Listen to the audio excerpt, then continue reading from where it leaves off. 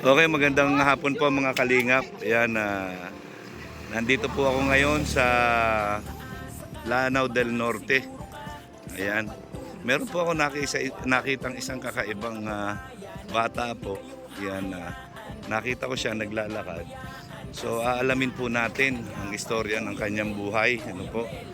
At bigyan natin siya ng kahit na konting tulong na makakayanan natin. So, nakita ko po na napaka komplikado ng kanya sitwasyon po. So ayan po siya, mamaya alamin natin ang pangalan. Yan, susundan lang po natin muna. Ayan.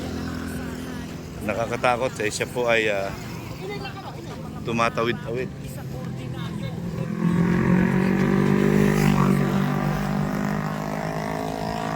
Ayan, sundan po natin siya.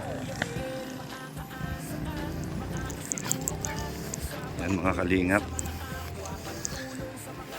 nagawa po tayo ng pag-charity. Yan, nakita ko po kawawa itong bata na ito kanina. So kaya sabi ko, gusto ko siyang i-vlog. Dito po sila nakatira.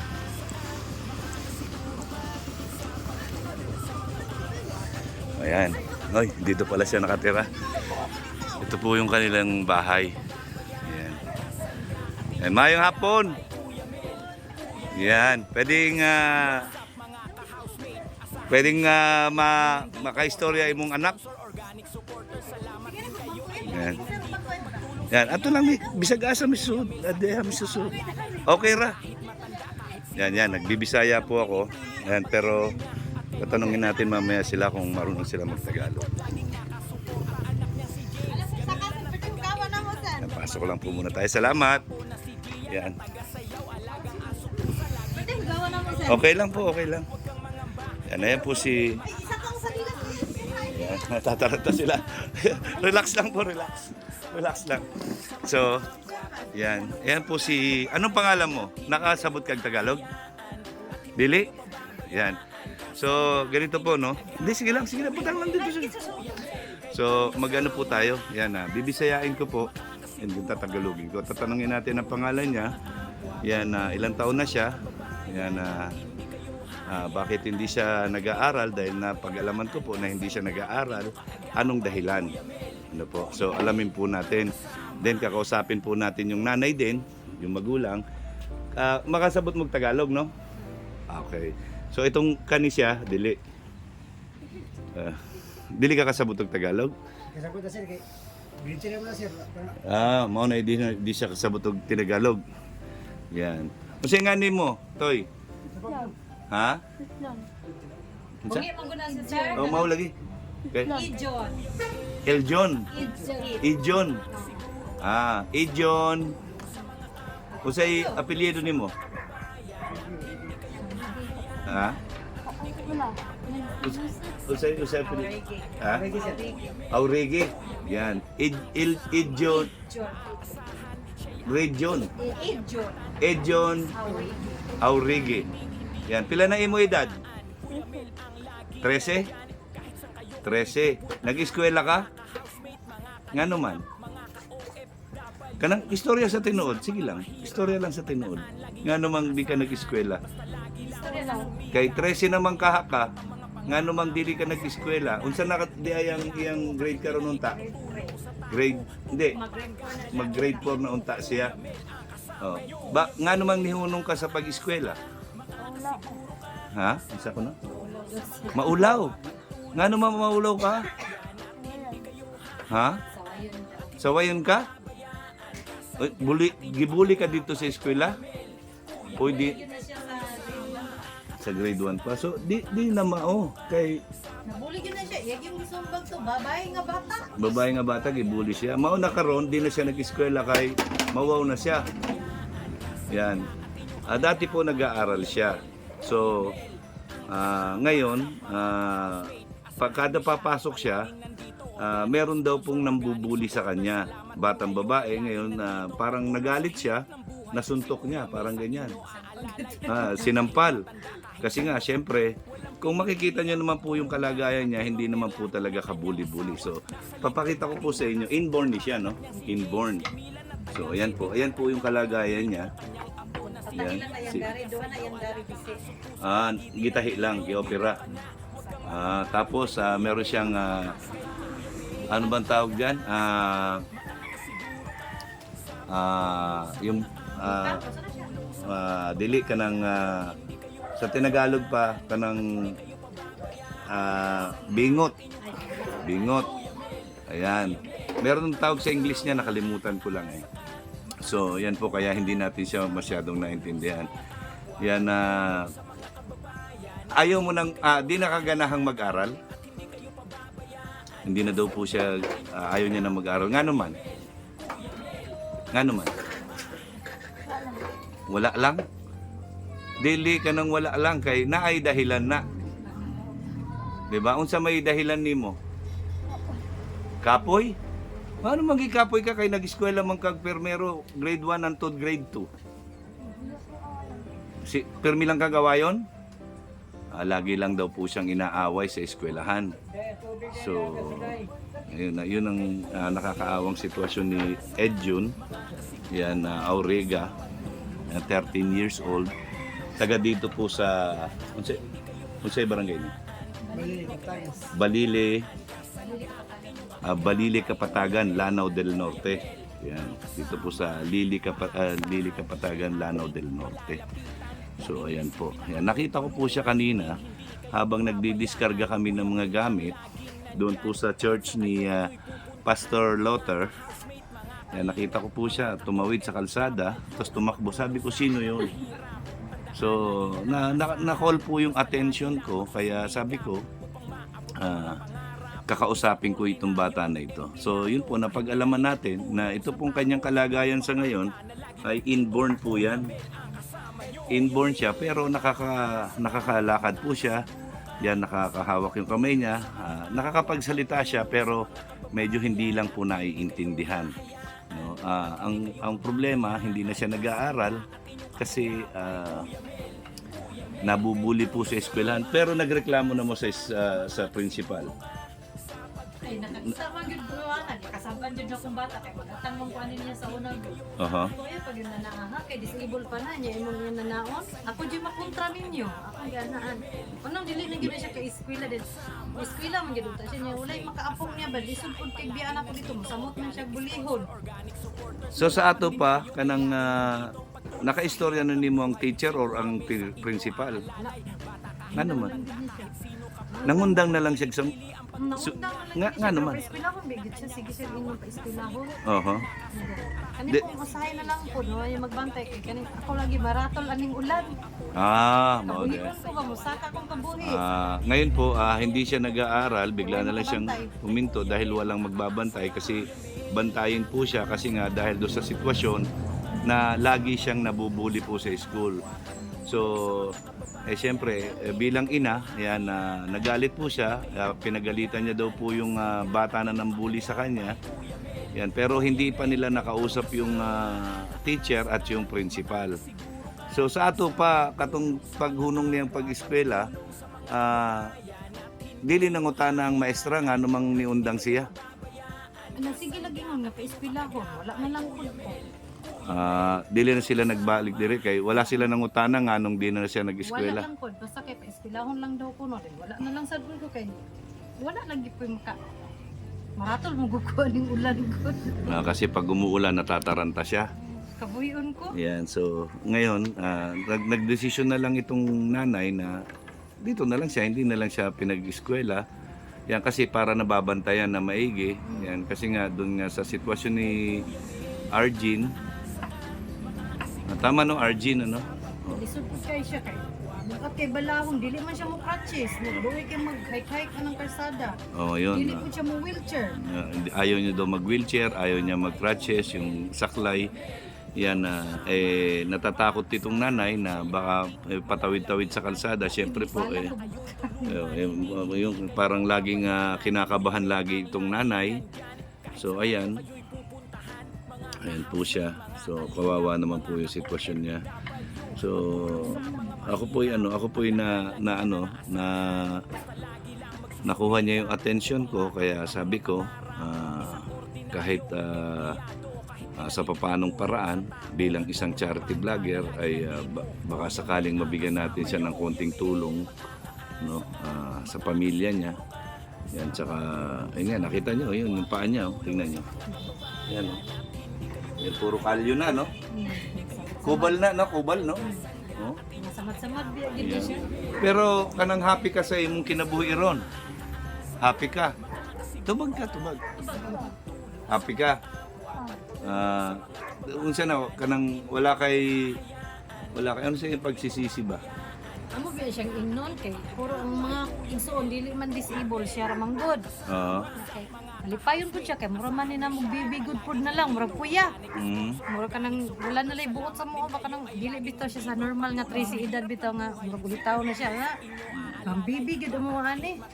Wa ni trabaho sagdahan na lang ni namo siya mag Diri na lang siya. siyang lula o adto siyang lula. Ana na lang siya kanang adto siya sa iyang lola, diri sa balay, ana. Wala na niya trabaho, wala niya siya ikuan. So, yun po, pinabayaan na lang po ng magulang kasi nga po hindi naman nila mapilit na mag-aral dahil nga siyempre ayaw ng bata, baka mamaya ma-stress itong bata dahil nga sa kanya sitwasyon po. Ayan, so nakita ko po kanina, nagulat ako nung pagtawid niya kanina eh. So, kaya sabi ko, pupuntahan ko nga ito. So, pinuntahan ko po itong magulang. Ayan, kinausap ko na umokay naman siya. So, anong plano niyo sa kanya po ngayon? Unsay plano ninyo karon sa kanya? Akong plano gid to kay na may nag-ingon nga modular lang. Oh, modular. Lagi ko na. Wala lang pa ko kanto mo adto ay ako sa maestra. Umuoki ba yung modular kay katong sa purpose na mo minga naman siya nga ang leader ang dako ba nga ipa-modular lang gid ko no ipanghiwa Pwede man na. maestra. Oh, pwede man na kay special man ang iyaha, special case man. Adto lang nako umuoki ba gid nga. Di ba na may ano, musay tawagan na sped? Wala po ko kakuan. Kanang sped bitaw? Kay ba mo sa sped? Wala. Unsa na kanang para sa mga special case na ano? Wala po ko kuan. Pero pangutan na to. Dayon, kung musugod sa modular, nung bisag diri siya sa mag-eskwela siya, naaman mo dira, na ay magtudlo-tudlo niya, meron magtuturo sa kanya, nandito naman kayo sa bahay. So, kaysa nagse-cellphone lang siya, naglalaro, at least kahit papano, na siya makatunan ba? Meron siya matutunan. So, modular, kuhaon na lang nimo sa eskwela, sa maestra, ang modular niya, ang ilang lesson. Then, diri siya magsagot, i-check raman dito. Di ba? Then, kung pwede ang maestra, usahay mo ang mungari para tanawon siya, assessment. Di ba? Manghid lang ko sa principal. No, sa principal, kahit na ang principal, kung unsay nahitabo niya, nganong dili na siya nag-eskwela. Kaya sabi ko, kausapin niya yung principal, sabihin kung ano yung nangyari sa kanya, bakit ayaw niya na mag-eskwela. Yan, kahit na ganitong may kapansanan, may karapatan po makapag-aral. Ano po, hindi po hadlang ang kapansanan, tulad ni Arjin. Yan, normal naman po siya, maliban doon sa physical niyang katayuan, dahil inborn naman po ito. So sa kanila magkakapatid, siya lang po yung ganito. So, yan po si...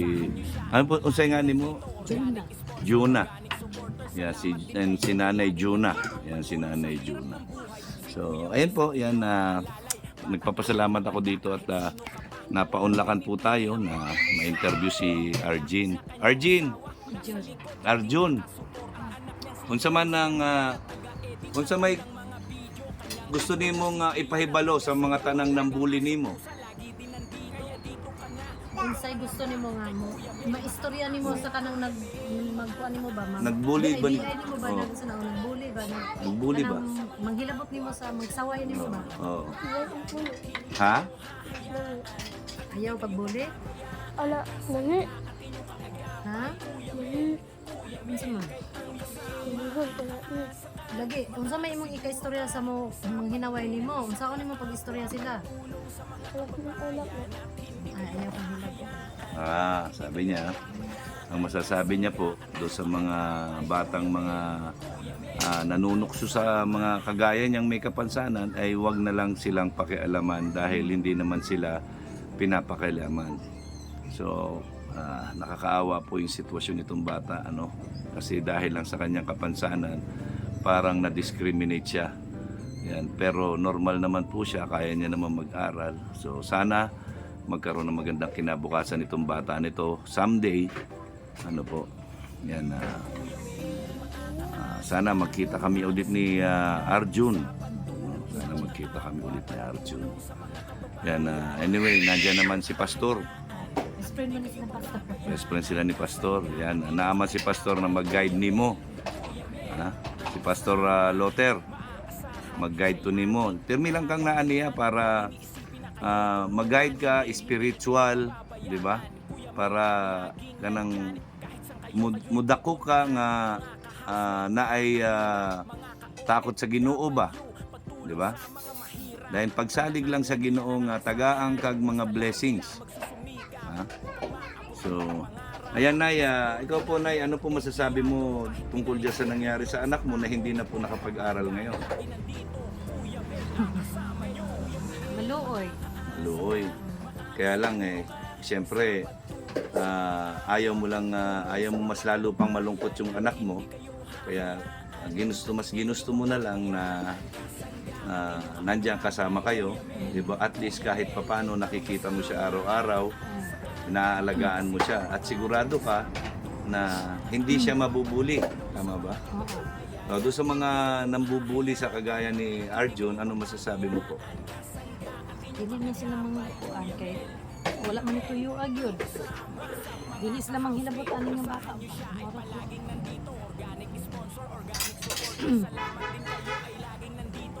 Isa pa.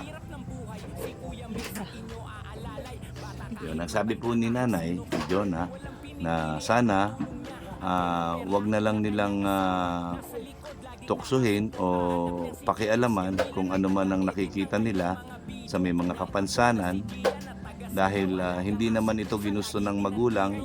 Ito ay bigay sa kanila ng Panginoon na naging ganyan siya, naging isinilang siya, namulat siya sa mundo na ganyan ang kanyang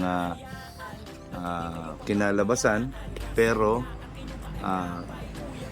nagpakatao siya na sana yung mga tao na normal na walang kapansanan ay may magpakatao din sa mga kagaya nila. Irespeto natin at hangga't maaari ay tulungan natin, di ba? Kung ano yung pwede natin maitulong sa mga kagaya nila. So, 'di ba? Kailangan respeto. May respeto sa kanila dahil sila naman ay hindi naman nakikialam sa mga bata na kagaya nilang normal. Ano po? So, ayan na Nanay Jonah, anong pinagkakaabalahan niya ngayon? Siya? Oo. Nanda, tabok kasi siyang lula din, dire balay uli. Cellphone. So, yun lang libangan niya. So, ngayon, kung malalakad niyo yung modular niya, mas maganda. Para kahit papano, meron siya natututunan. So, si tatay, ano po trabaho ni tatay? Construction na sir. Po? Construction. Contraction. Construction trabaho. Yan, karpintero. Carpintero. Oo. So, Araw-araw sir, wala sir, kaya na may trabaho. araw-araw may trabaho. Mabuti naman po. Magkano naman ang isang araw ninyo? Minsan, 500 lang sir, isang araw. Isang araw, 500. Ano yun, labor o skilled? Skill. Skilled. Skill. Pag umuwalan, wala umipasok. Pag umulan, walang pasok. No work, no pay. So, nakakasapat naman po ba? Medyo, wala sir. Sakto-sakto lang. Yan. Si Nanay Jonah, Wala sir, dire ra boy baboy. may baboy kayo. Di okay kahit papano, no? Yan, okay yan. So, para kahit papano ay masuportahan din yung mga pangailangan ni Arjun. So, sa ngayon, may ririgalo ko kay Arjun, no po, para kay Arjun. Hindi ko alam kung paano niya gagamitin. Konting halaga lang. Bigyan ko po siya ng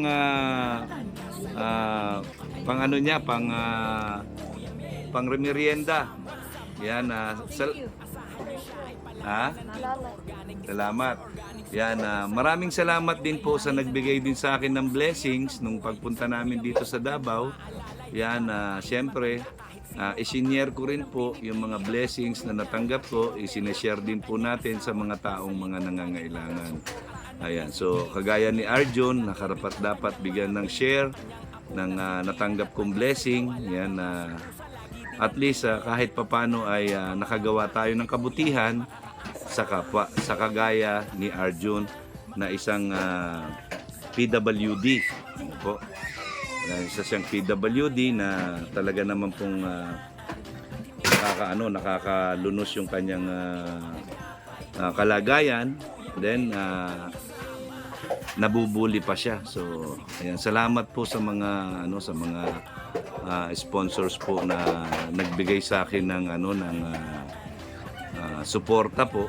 Ito po kahit papaano nakakatulong po tayo doon sa mga nakikita natin na mga karapat-dapat nating tulungan. Hindi man po natin palagi siya mabisita or hindi natin siya mabisita. At least once upon a time, merong isang Kuya Mel na napadpad dito sa Davao, sa Mindanao, no, sa Lanao del Norte, na nakapagbigay ng tulong. Sana hindi tayo makalimutan ni Arjun na isang araw may isang kapre na Kuya Mel na nagpunta dito sa bahay nila. So, ayan, ano masasabi mo, Arjun? Salamat. Ayan, huwag kang mahihiya, Huwag kang huwag mong huwag mong ikahiya, Paminaw na ako. Ayaw pagkauhaw sa unsa may kahimtang nimo karon. Kay mas maayo pa ka bisag kuwang ang imong panglawas, naakay kuwang sa imong lawas, pero naakay kabubuton sa imong kasing-kasing. 'Di ba? Yan, sabi ko, wag siyang mahiya sa dahil sa may kapansanan siya, bagkus maging proud siya dahil kahit ganyan siya ay meron siyang kabutihan sa kanyang puso. Ano po, yan ang mas importante. At ang lang nako nimo, kung nakay mga amigo, amiga nga pananglitan na matabangan nimo sila sa bisag kanang imong kaparaanan, no? Pagtabang jud kay si Lord manghatag nag-blessing, di lang ka maghuwat basta kanang muabot ra na ang blessing nito. Tanawa ron, naalang ka naglingkod-lingkod dito, wala damha, ibig sabihin na nandun lang po siya, nakaupo doon, nilapitan ko. So ngayon kahit pa paano po ay nagkaroon siya ng kahit konting blessing. 'Di ba? So malaking tulong na rin sa kanya yan na kahit pa paano makabili siya ng pang-merienda niya o bigay niya sa mama niya, pambili nila ng bigas, 'di ba? Pang araw-araw. Ayan. So, ayun, maraming salamat po, Nanay Jonah. Ayan, Arjun. Ayan, lipay ka? Happy? Yan, usa pa. Kanang mas pilion nimo na maging malipayon ka sa kada adlaw ng imong kinabuhi. Okay? Just be happy in every day of your life. Yun lang ang may papayo ko sa'yo. Be proud of what you are. Kasabot ka na? Be proud of what you are. Mahimo kag unsa na Sa Bisaya na, be proud. Be proud Sa Bisaya. kanang Malit, dili kanang Sigarbo. Sa proud. Unsa na proud sa Tagalog, Inday? proud sa Binisaya? Binisaya. Di pa Sigarbo? Unsa na? Dili kanang Pwede mo ko. kalimot na ko ay. Balik proud sa iyang kaugalingon. Yan, balik proud sa imong kaugalingon ba unsay naa ka? Ayaw lang pag-uwaw. Ayaw pag-uwaw. Malipayon lang ka. Pirmi lang ka malipayan. Kay bright man ka. Mas bright man ka sa ilaha. Bisag naa kay kuwang. 'Di ba? Be proud of yourself. God bless you, Arjun. Yan, salamat sa iyo ha. Yan, Nanay Jonah. Yan, Tatay. Yan. Okay, yun po. Mga kalingap. Kabaw ka mo sayaw? Kugihan gani mo sayaw sa gamay pa. Oh, ay, kamuha ka mo sayaw da. Kusugan ni mo sayaw. Ha? Wala siya. Kaulaw siya. Nahiya daw po siya. So, ayan po mga kalingap, mga ate, mga kuya, maraming salamat po. Ayan, isa na naman pagtulong po ang nagawa natin sa konting kaparaanan natin. So, ayan po si Kuya Mail, ayan, ang laging nagsasabi Kaya palinti si Kuya Mel. na ang gumagawa ng mabuti sa kapwa ay pinagpapala. Mabuhay po tayong lahat hanggang gusto natin ng naaayon sa kalooban ng Panginoon. God bless kay Arjun, ayan, at sa pamilya niya. Magandang hapon and I love you 3 times a day. Bye-bye po.